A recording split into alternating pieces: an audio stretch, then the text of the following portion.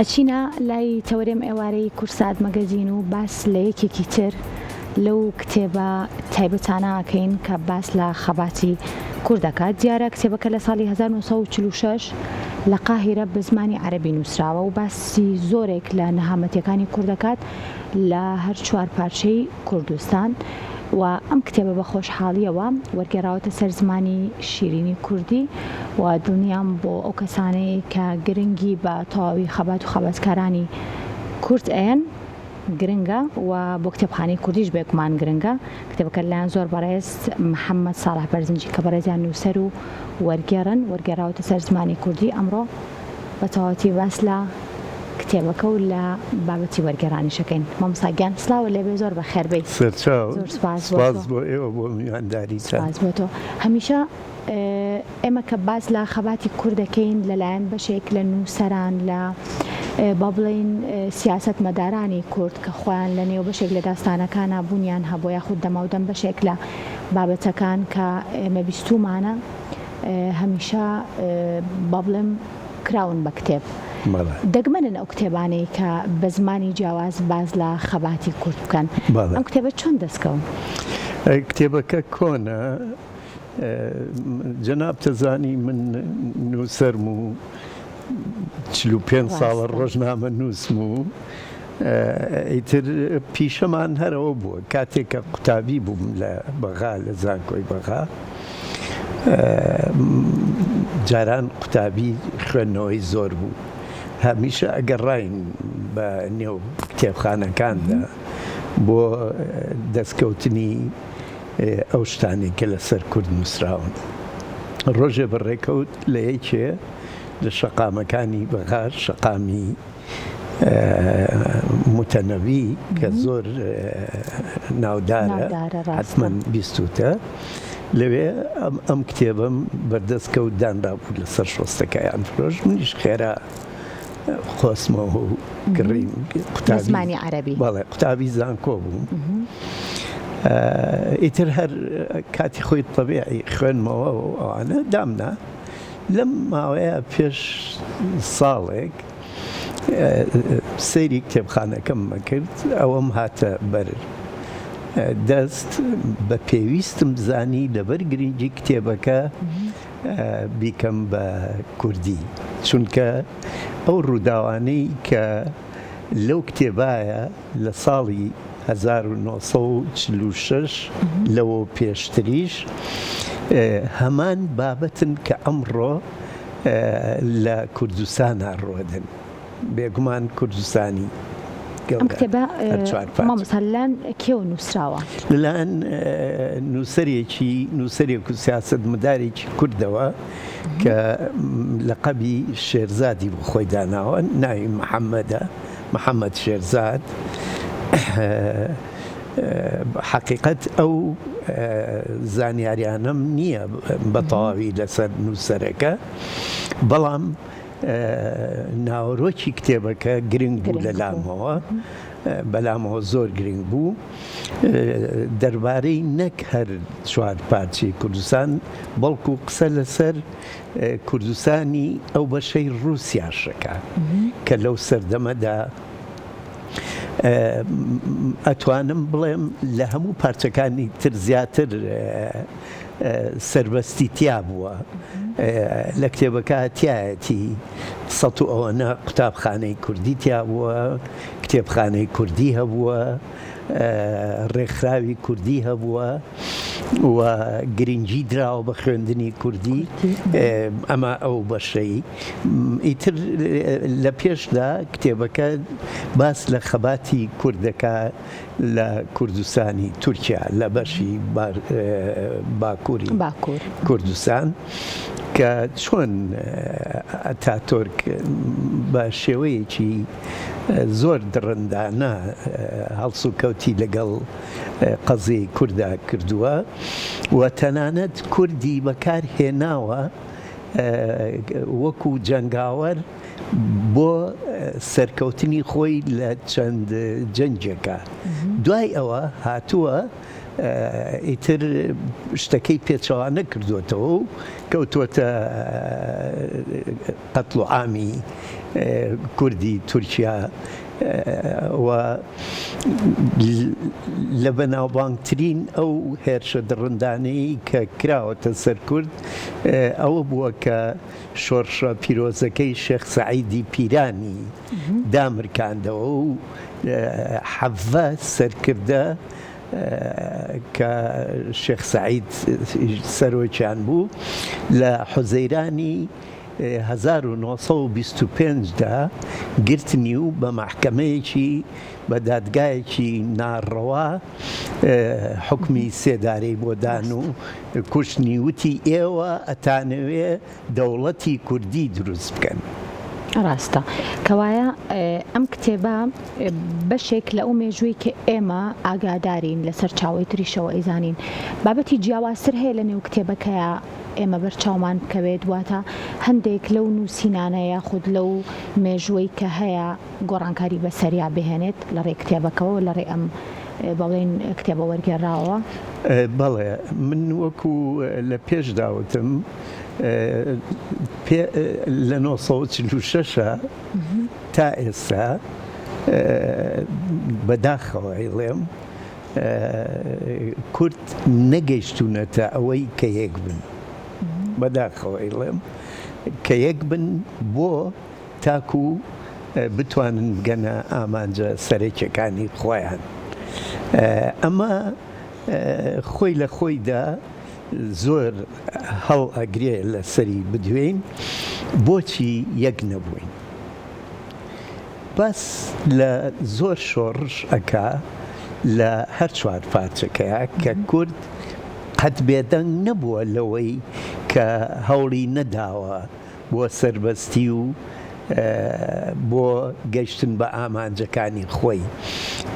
ئەگەر بین وەکو باسم کرد لە باکوورەوە دەست پێ بکەین ئەوەیە وەکوتم لە 1925 اینجا لە باشوورە شێخی نەمر شێخ مەحمووی نەمر لە 1970 تاکو دوایین شۆڕشی لە 1932 بە درێژی باسی ئەو شتانەی کردووە. اینجا ئێران بێبەش نەبووە لە شۆڕش و گەیشتن بە ئامانجەکانی خۆی و هەروەها سووریاش بۆ دوایانە. زۆر باشە. اینجا مامۆستا بابەتی وەرگێڕان بێگومان بابەتێکی گرنگە و هەمیشە ئاڵوگۆڕکردنی کەلتور و زۆر بابەتی ترە. اینجا ئەمڕۆ پرسیارەکەم با جیاوازتر بێت چونکە بەڕاستی وەرگێڕانی کتێبێک کە ئێمە کە بە زمانێکی جیاواز لە ئێمە نووسراوە و هەم بابەتەکە تایبەت بە خۆمانە. ئەمەیان تا چەند گرنگە؟ ئەم کتێبە بە تایبەتی ئەم کتێبە بەرپەرجدانەوەی کەسانێکی ڕەگەزپەرستە لە چواردەوری کوردستان با ناو نهێنم ئاشکرایە مەبەستم ئەو کاتە شۆفێنیەکان وەکو ئێستا کەسانی شۆفێنی زۆرن ئێمە باز لە هەمووی ناکەین چونکە لە هەموو شوێنێکە باش و خراپەیە بەڵام خراپەکانیان شتی خراپتریان لەسەر کورد نووسیوە کە گوایە وان و ئەمەن و ئەم کتێبە دێت کە ئەو کاتە لە ڕۆژنامەکانی ئەو سەردەمەیە بڵاو بۆتەوە. ئەم پیاوە هاتووە بەم کتێبە وەڵامی داونەتەوە ئەڵێت شۆفێنی مەبن بۆ نمونە ئەی عەرەب ئەی تورک ئەی فارس ڕازگۆ بن لەگەڵ کووردا. کورد نەتەوەیەکی دڵسافە. کورد هیچی ناوێت لە ئێوە. کورد ناوێت زەوی ئێوە داگیرکە. ئێوە سەربەستی خۆی بدەنێ وەکو هەر نەتەوەیەکی تر کە پێویستە سەربەست بێت. دەستخۆش. ئەوجا گۆڕین وەکو بۆ وەڵامی پرسیارەکەی تۆ گۆڕین تەرجەمە کارێکی زۆر زۆر زەروریە. من لە هەموو دیدارەکانما گرنگی ئەوە ئەخەمە ڕوو کە ئەمەوێکان و عەباسیەکان بەچی گەورە بوون بە تایبەتی عەباسیەکان بە تەرجەمە وەرگێڕان. لەو سەردەمی عەباسیانەیە کتێب نەما لە زمانەکانی جیهانیەوە بە تایبەتی فارسی و یۆنانی وەری نەجێڕە سەر زمانی عەرەبی. بۆیە ئێستا زمانی عەرەبی بەوە دەوڵەمەندە کە لەو کاتەوە تا ئەمڕۆ گرنگی زۆر بە تەرجەمە ئەدرێ. بۆ نمونە لە بەغایە لە حەفتاکانە تا 2003 وازام ئێستش ڕەنگە مابێ دوو دەستگای گەورە لەسەر ئاستی بەڕێوەبەری گشتی دانرابوون بۆ تەرجەمە. یەکیان تەرجەمەی شتە بیانیەکان بۆ عەرەبی، ئەوی دی بە عەکسەوە، عەرەبیەکان بۆ بیانی. ئەم دوو دەستگایە ساڵانە بە 200 کتێب 300 کتێبیان وەردەگێڕایە سەر زمانی عەرەبی و بە پێچەوانەشەوە، کەواتە گۆڕین واتە تەرجەمە گرنگی تایبەتی خۆی هەیە بۆ هەموو نەتەوەیە. بەداخەوە ئێمە ئەو وەکو ئێمە کە ئەڵێم ئێمە وەکو حکومەتی کوردستان ئەو گرنگی پێ نەداوە.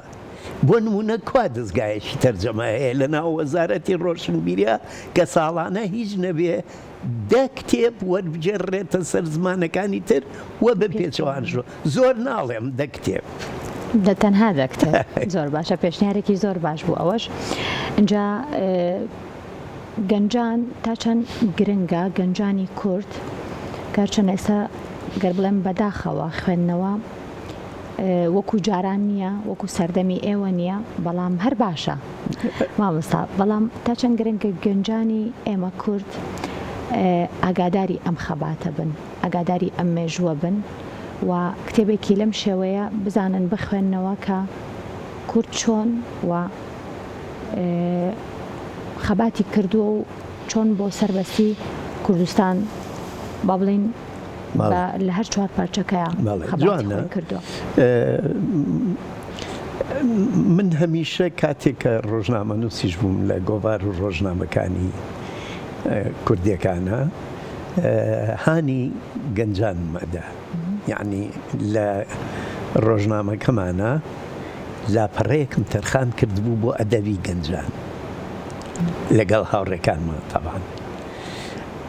گرنگیدان بە گەنج و فێرکردنیان بە هەستی نەتەوایەتی کاری هەموو تاکێکی کووردە، بە تایبەتی ئەوانەی کە وەکو ئێمە لە بواری ڕۆشنبیری و سیاسەتا کار دەکەن.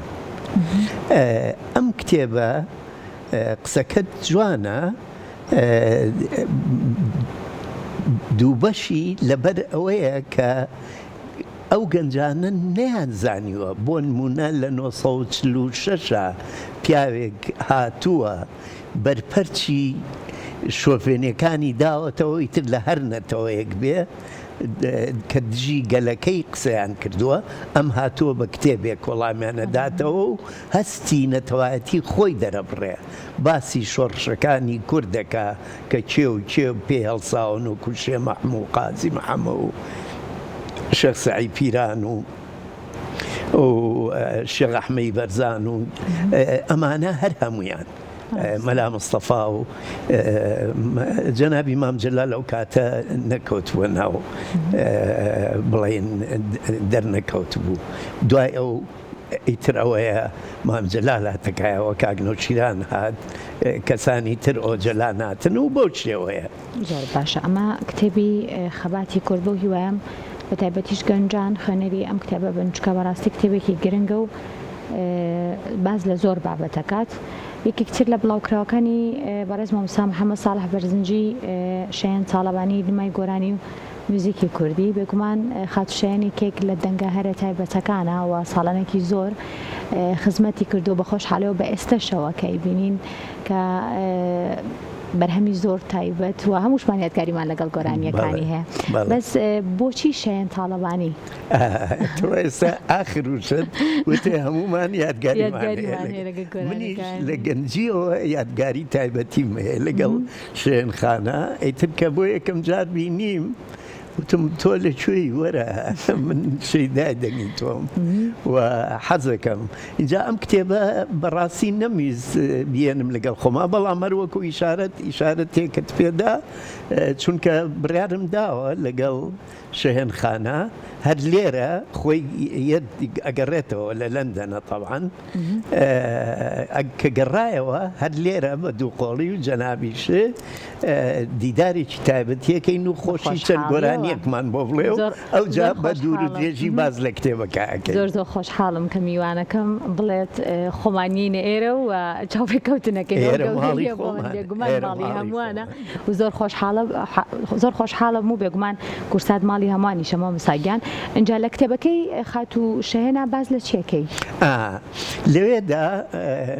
بون منا راي زور لكس دياركان وكو شاعران نوسران لباري خاتو شهنا لباري خاتو شهنا وراتان چيه برانبري بون منا ما مسار شاعري قوري كود لتفالمت رات چيه برانبرو بۆ نمونە ڕابەری سەیبراهیم ڕات چییە؟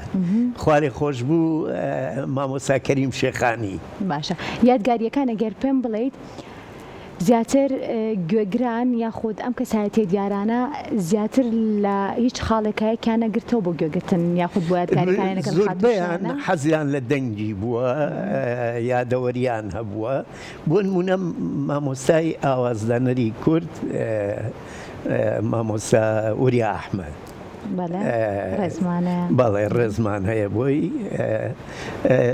ئەڵێ من لە 74 کە پێشمەرگە بووین جۆم لەو دەنگ نەبوو ئالوودەی دەنگی بووم یعنی بە جوانی باسێکا و اینجا بزانم مامۆستا محەممەد ساڵح بەرزنجی خۆی کە زۆر عاشقی دەنگی خاتوو شەهێنا کەم گۆرانیە زۆر یادگاری و لەگەڵی هەیە ئامۆزاجیان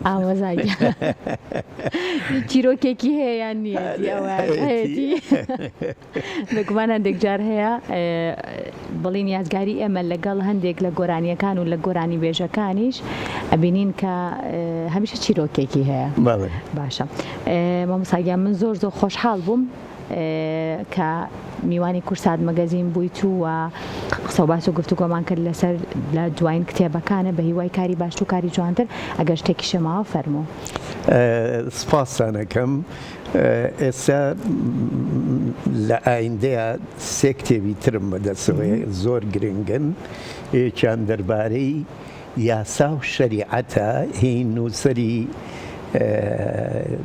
هاوڕێم دکتۆر سێ ئەحمەد بەرزنجی کە لە سکرتارێتی مام جەلال کار دەکا و پێشمەرگەیەکی دێرینە تێزی دکتۆراکەیەتی کردومە بە کوردی ئەو کاتێککە ئەویش تەواو بوو ئەتوانین پێشکەشی کتێبخانەکەتانی بکەین سپاسانەکەم بۆ میوانداریتان سپاسی ئەو هەموو برا و خوشکە بە ڕێزانەکەم کە لە پشتی کامێراوە سپاسی تایبەتیش بۆ جەناب زۆر سپاس بۆ بەڕێز مامۆستا محەممەد ساڵح بەرزنجی نووسەر وەرگەر کە لەم بەشەی کورسات مەگەزین لەگەڵمان بوو